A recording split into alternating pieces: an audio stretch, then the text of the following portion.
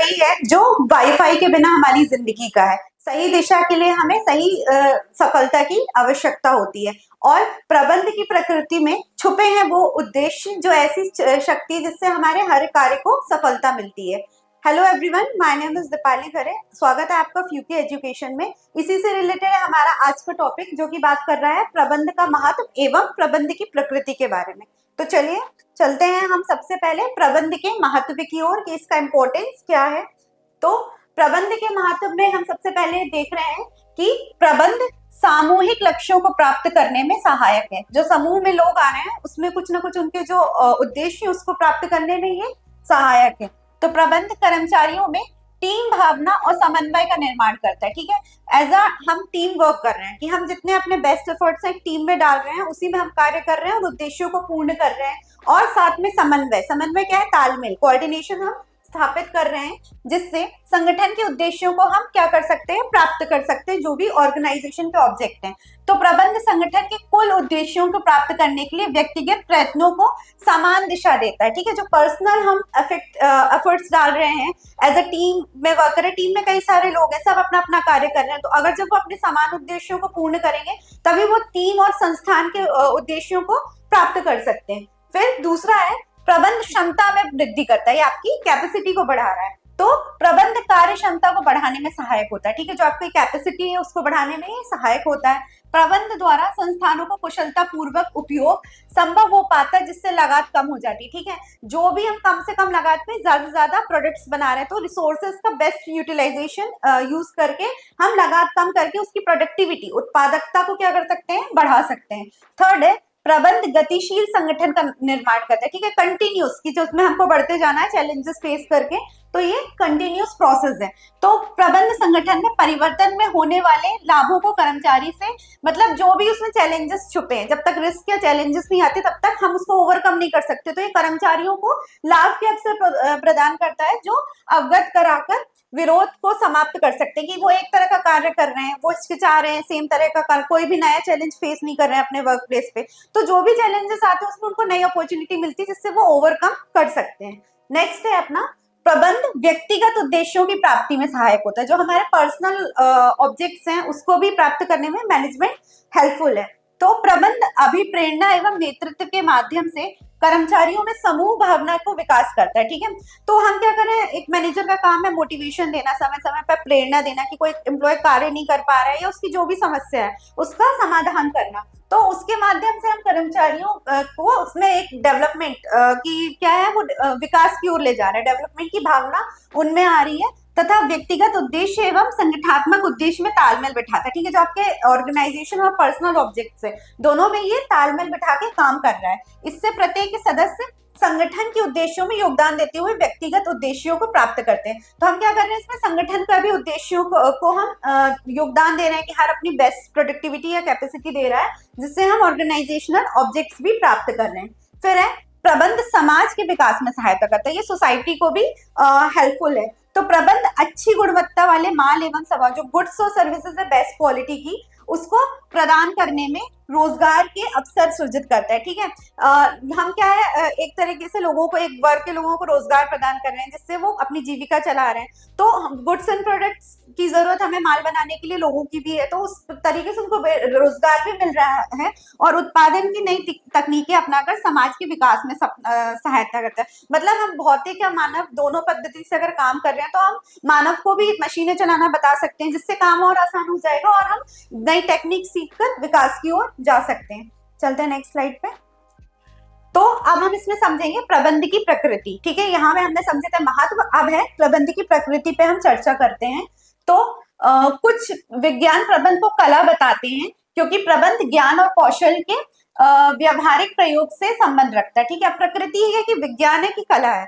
तो हम क्या बताते हैं, कुछ एक्सपर्ट्स बोलते हैं कि ये पूर्वर्जित ज्ञान है या कौशल है आपका, जबकि कुछ विद्वान इसे विज्ञान मानते हैं। ठीक है, कुछ कला मानते हैं कि पूर्वर्जित ज्ञान है, ठीक है, कौशलता है, और कुछ इसे विज्ञान मानते हैं क्योंकि उचित रूप से जांचे गए सिद्धांतों का प्रतिनिधित्व करता है। जो भी हमारा प्रीडिफाइंड जो भी हमारे सिद्धांत प्रिंसिपल्स हैं उनका ये एक प्रतिनिधित्व कर रहे हैं परछाई के तौर पे कि जो सिद्धांत हमने पहले अपनाए थे। कुछ इसे पेशा भी मानते हैं, तो कुछ इसे क्या प्रोफेशन के तौर पे भी मानते हैं। तब उसकी प्रकृति में हम प्रबंध को एक कला के रूप में सबसे पहले समझेंगे कि आर्ट के रूप में मैनेजमेंट किस प्रकार है।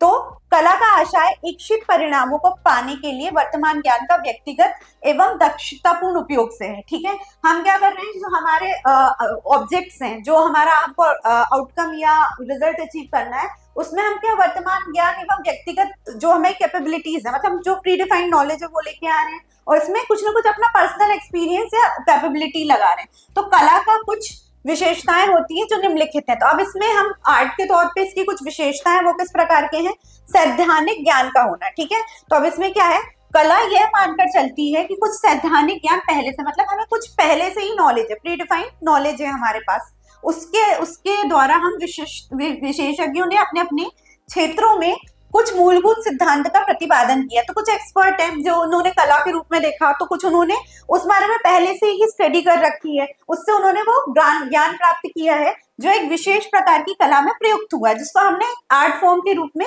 लिया है। ठीक है, उदाहरण के लिए नृत्य, जन संबोधन, भाषण, मतलब नृत्य क्या है, पुरानी कला है कि अपने एक्सप्रेशन को डांस फॉर्म में व्यक्तिगत रूप से बताने के लिए हम डांस करते हैं। तांडव हो गया, कथकली हो गया, असमीज हो गया, तो एक कला है जो पीढ़ी दर पीढ़ी हम क्या कर रहे हैं, पास कर रहे हैं, जनरेशन में पास हो रही है। भाषण की हम लोगों को संबोधित करना चाहते हैं तो लेक्चर दे रहे हैं। ठीक है, कला अथवा संगीत पर साहित्य सर्वमान्य है। ठीक है, तो कला क्या है, संगीत, नृत्य हो गया, या कोई पेंटिंग आप बना रहे हो, तो ये आज नहीं डेवलप हुई है, ये पहले से बहुत पुराने जमाने से लोग करते आ रहे हैं, तो पीढ़ी दर पीढ़ी ये पहुंचा रहे हैं। तो इसको हमने ज्ञान के रूप में देखा। अब व्यक्तिगत योग्यता अनुसार उपयोग। ठीक है, तो व्यक्ति से व्यक्ति, मतलब अगर सिंगर है तो वो गाना गाएगा, कोई डांसर है तो वो नृत्य करेगा, तो ये व्यक्ति की योग्यता पर निर्भर करता है। तो मूलभूत सैद्धांतिक ज्ञान का उपयोग हर व्यक्ति के अनुसार अलग अलग होता है। ठीक है, पर्सन टू पर्सन ये डिफर करता है। ठीक है, तो कला इसलिए अत्यंत व्यक्तिगत अवधारणा है। ठीक है, क्योंकि ये इसका कॉन्सेप्ट बहुत डीपली जा रहा है। तो उदाहरण के लिए दो नर्तक, दो वक्ता। ठीक है, नर्तक क्या करेंगे, डांस करेंगे, स्टेज परफॉर्मेंस देंगे। वक्ता क्या है, संबोधित करेंगे भाषण से। कलाकार एक्टिंग करेंगे, अथवा दो लोग लेखकों को अपनी कला के प्रदर्शन में भिन्नता होगी। मतलब इन सभी जो वर्ग में अलग अलग जो जिनकी योग्यता है, जो उनकी कैपेबिलिटीज, उस अनुसार वो कार्य करेंगे, या ये पर्सन टू पर्सन डिफर करेगी। चलते हैं नेक्स्ट स्लाइड पे। अब है व्यवहार एवं रचनात्मकता पर आधारित। ठीक है, बिहेवियर और क्रिएटिविटी पर ये बेस्ड होती है। तो कला वर्तमान सिद्धांतों के ज्ञान और रचनात्मकता उपयोग है। ठीक है, हम क्या कर रहे हैं, इसमें कुछ नॉलेज और क्रिएटिविटी ले रहे हैं। ठीक है, तो हम जानते हैं कि संगीत 7 सुरों पर आधारित होता है, उसके जो राग हैं म्यूजिक के वो 7 सुरों पर आधारित है। लेकिन किसी भी संगीतकार की सीमित रचना विशिष्ट अथवा भिन्न होती है। अब कई तरह के जो म्यूजिक है कंपोजर है, वो अलग तरह का म्यूजिक कंपोज करते हैं। कोई सूफी संगीत गा रहा है, कोई क्लासिकल गा रहा है, तो ये उनकी योग्यता पर डिपेंड करता है, कैपेबिलिटी पर। तो यह इस बात पर निर्भर रहती है कि इन सुरों का किस प्रकार से संगीत सृजन में प्रयोग किया जा सकता है। तो हम वो कौन सी जो धुन होती है या ताल है, वो कौन से म्यूजिक में प्रयोग कर रहे हैं, उनकी कैपेबिलिटी, योग्यता पर डिपेंड करता है, जो कि उनकी अपनी व्याख्या होती है, जिससे उनको कि पॉप म्यूजिक है, क्लासिकल है, ओल्ड सॉन्ग्स है, सूफी सॉन्ग्स है, तो ये संगीतकार संगीतकार पर निर्भर करता है उसकी योग्यता के अनुसार। तो उसकी क्रिएटिविटी किस चीज में है, कि जैसे यो हनी सिंह है, वो लेटेस्ट सॉन्ग आ रहा है, तो कोई जो AR रहमान है वो देशभक्ति के गीत गा रहा है, तो ये योग्यता पे ही डिपेंड और निर्भर करती है। फिर है, हम इसको साइंस के रूप में, मैनेजमेंट को एज विज्ञान के रूप में, साइंस के रूप में कैसे देखते हैं। तो विज्ञान किसी विषय का कर्मबद्ध ज्ञान होता है। ठीक है, एक जो कर्मबद्ध ज्ञान है, मतलब प्री डिफाइंड जो एक कड़ी चली आ रही है, वो नॉलेज से हमने से प्राप्त किया है, जो सही निष्कर्ष वाले निश्चित सिद्धांतों पे। ये किस पे बेस्ड है, प्रिंसिपल्स पे बेस्ड है। प्रिंसिपल्स क्या है, जो हमने बनाए हैं, जिनको हमने एक्सपेरिमेंट किया है, तो वो प्रिंसिपल्स पर ये आधारित होता है, जिनकी जांच की जा सकती है। ठीक है, कि ये प्रिंसिपल कितना लाभकारी है। जैसे मैनेजमेंट के भी कई प्रिंसिपल्स हैं, तो वो कौन से मैनेजर्स कौन सा साइंटिफिक अपनाते, टेक्निकल अपनाते, ये उन पर डिपेंड करता है। तो ये क्या है, कर्मबद्ध ज्ञान है, जो पहले से अपनाए गए हैं और जिसको हमने एक्सपेरिमेंट करके जांचा है। तो विज्ञान की निम्नलिखित विशेषताएं किस प्रकार से है, कर्मबद्ध ज्ञान समूह। सबसे पहले हमने इसको कर्मबद्ध ज्ञान समूह देख लिया है। तो विज्ञान ज्ञान का कर्मबद्ध समूह है, जो सिद्धांतों, अभ्यासों एवं प्रयोगों पर आधारित होता है। अगर हम बोल रहे हैं कि कर्मबद्ध समूह है, तो प्रिंसिपल्स पे डिफाइंड है ये। अभ्यासों मतलब आपने एक्सपेरिमेंट्स किए, अभ्यास मतलब इसको लर्न किया है, लर्निंग पे डिपेंड है, आपके एक्सपेरिमेंट पे, एक्सपेरिमेंट्स किए हैं आपने कुछ ना कुछ, है ना, और सिद्धांत प्रिंसिपल्स पे, क्योंकि हम इसको साइंस के रूप में देख रहे हैं, तो ये प्रिंसिपल्स लर्निंग और एक्सपेरिमेंट पर आधारित होते हैं। विज्ञान में सभी चरों के कारण एवं प्रभाव संबंध होता है, ठीक है, कुछ रीजन और इफेक्ट होते हैं कि कुछ कारण था तो उसका ये इफेक्ट पड़ा, तो ये इस पे बेस्ड होते हैं। फिर है परीक्षण पर आधारित सिद्धांत, ठीक है, हम इसका कुछ ना कुछ एक्सपेरिमेंट कर रहे हैं कि प्रिंसिपल्स लिए हमने, उसका एक्सपेरिमेंट है। तो वैज्ञानिक सिद्धांतों को पहले अवलोकन के माध्यम से विकसित किया जाता है, इसको हम पहले जांच परख करते हैं और फिर नियंत्रित परिस्थितियों में बार बार परीक्षण, ठीक है, जांच परख करके उन सिद्धांतों को बार बार रिपीट करके, जांच परख करके हम प्रयोग में लाते हैं और उसकी जांच की जाती है, मतलब चेक करके ही हम एक्सपेरिमेंट क्या करते हैं, प्रयोग करके देखते हैं कि उसका क्या रिजल्ट निकल रहा है, उसके बाद ही हम उसको अप्लाई करते हैं। तो ये उस पे आधारित है, परीक्षण पे, जांच परख पे आधारित है। फिर है व्यापक वैधता, तो चलिए इसमें देख लेते हैं। विज्ञान में सार्वभौमिक रूप से स्वीकृत सिद्धांत होते हैं, ठीक है, तो जिन्हें किसी भी तथा कभी भी सिद्ध किया जा सकता है। कुछ इसमें व्यापक वैधता की ये प्रूफ हो चुके हैं ऑलरेडी, हमने क्या इसको प्रूफ कर चुका है, तभी ये सिद्धांत के रूप में हमने इसको अपनाया है। तो इसका हम पहले से ही इसकी जो प्रूवेबिलिटी है वो हम सिद्ध कर चुके हैं। सिद्ध मतलब ये टेस्ट पास कर चुके हैं या एक्सपेरिमेंट पास कर चुके हैं, तभी हमने इसको, इस सिद्धांत को अपनाया। तो मतलब इनकी वैलिडिटी है क्योंकि ये ऑलरेडी किसी ने टेस्टेड किया है। फिर है प्रबंध के रूप में, पेशे के रूप में प्रबंध, मैनेजमेंट को हम प्रोफेशन के तौर पे कैसे देख रहे हैं। तो जब एक व्यक्ति विशिष्ट ज्ञान प्राप्त करके समाज को अपनी सेवाएं देता है, ठीक है, कुछ नॉलेज लेके आ रहा हो, जैसे प्रोफेशनल के तौर पे एडवोकेट है, वो क्या है, लीगल सर्विसेज दे रहा है, डॉक्टर क्या है, चिकित्सा कर रहा है, तो वो कुछ योग्यता लेके आ रहा है और बदले में पेशेवर फीस प्राप्त कर रहा है। डॉक्टर के पास जाते हैं आप, जांच कराते हैं, फीस देते हैं, तो उसने निश्चित तौर से चिकित्सा की या एमबीबीएस की डिग्री ले रखी होगी, जिससे वो लोगों को पेशे के तौर पे सेवाएं दे रहा है, तो उसे पेशा कहते हैं। पेशे की मुख्य विशेषताएं किस प्रकार है, इस प्रकार है। सबसे पहले भली भांति परिभाषित ज्ञान का समूह, ठीक है, प्री डिफाइंड नॉलेज है, ठीक है, परिभाषित मतलब एक प्री डिफाइंड नॉलेज का एक समूह है। तो सभी पेशे भली भांति परिभाषित ज्ञान के समूह पर आधारित होते हैं, जैसे शिक्षा से अर्जित किया जाता है। लाइक एडवोकेट ने एलएलबी की डिग्री प्राप्त की होगी, डॉक्टर ने एमबीबीएस की होगी, इंजीनियर ने बीटेक एमटेक पे पढ़ाई की होगी, तभी वो समाज को सेवाएं एक प्रोफेशनल के तौर पे दे रहे हैं।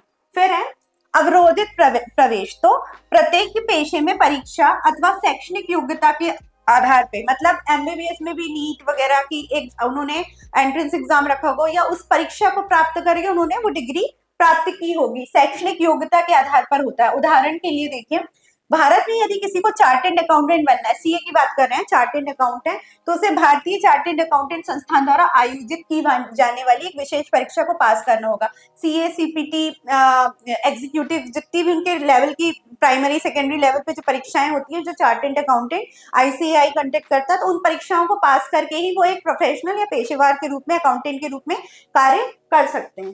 फिर है पेशागत परिषद, तीसरा पेशे के रूप में है।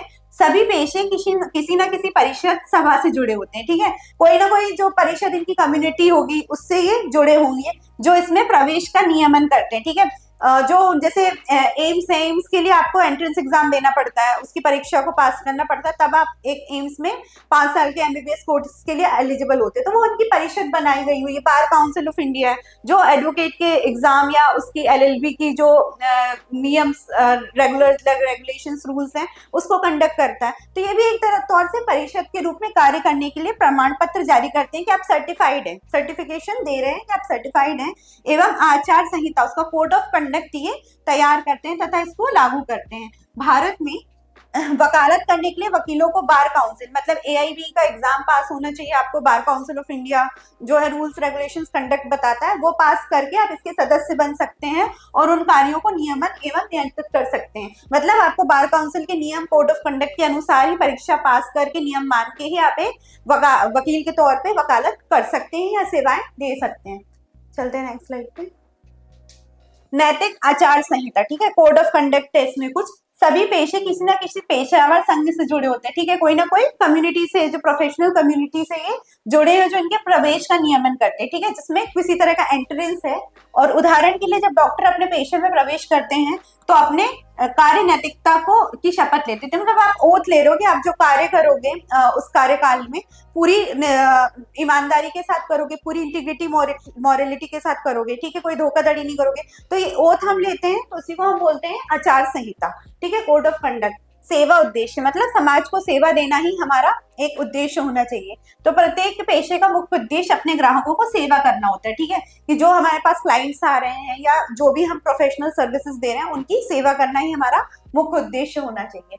तो प्रबंध के लिए किसी विशिष्ट डिग्री या लाइसेंस का होना अनिवार्य नहीं है। ये बोल रहे हैं कि अगर आपको प्रबंधक मैनेजर बनना है तो किसी डिग्री या लाइसेंस की जरूरत नहीं है, जैसे डॉक्टर को मिलती है या उनको एक मेंबरशिप मिलती है, और ना ही किसी आचार संहिता का पालन करना। मैनेजर बनने के लिए कोड ऑफ कंडक्ट या किसी तरह का लाइसेंस सर्टिफिकेशन की आवश्यकता नहीं है। प्रबंध पेशे की आधार संहिता का पालन करना होता है। प्रबंध की सभी विशेषताओं को संतुष्ट नहीं कर सकता, ठीक है, इसमें सारी विशेषताएं जो इसकी हैं, प्रबंधक उसको पेशे के रूप में पूरा फुली क्वालिफाइड नहीं है उसकी विशेषताओं के लिए प्रबंधन की, अतः इसे एक पूर्ण रूप से पेशा नहीं माना जा सकता, इसलिए हम इसको फुली क्वालिफाइड प्रोफेशन के रूप में नहीं देखते हैं, ठीक है। तो ये थी हमारी आज का टॉपिक, जिसमें हमने प्रबंध की प्रकृति और महत्व के बारे में चर्चा करी कि वो कला के रूप में है या विज्ञान के रूप में है। प्रबंध के बिना तो जैसे किसी जीपीएस का सफर, सही दिशा में कदम बढ़ाइए लेकिन सफलता की ओर बढ़ाइए। प्रबंध की प्रकृति बड़े से बड़े कार्य को सही दिशा में व्यापक करने में बहुत सहायक होती है। So thank you very much for watching. अगर आपको ये वीडियो पसंद आया हो तो लाइक करें, शेयर करें, सब्सक्राइब करें, और फुल वीडियो देखने के लिए डाउनलोड करें हमारा फ्यूके एजुकेशन ऐप।